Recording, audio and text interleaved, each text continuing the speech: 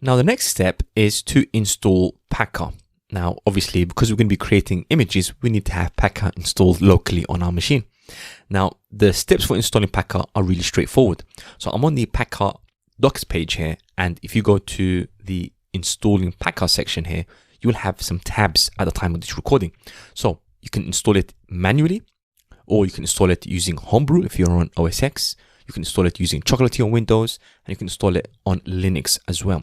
So depending on your platform, you can install Packer and follow the instructions. So they're very clear, and hopefully it won't take you too long to install them.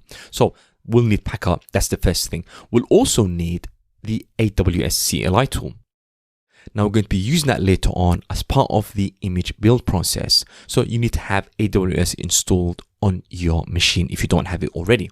So similar to the Packer, it has the instructions for installing AWS on Linux, macOS and Windows. So depending on your platform, just follow the instructions and make sure that you also have the AWS CLI tool installed on your machine. So these are two important requirements that we need before we proceed with learning how to build images with Packer.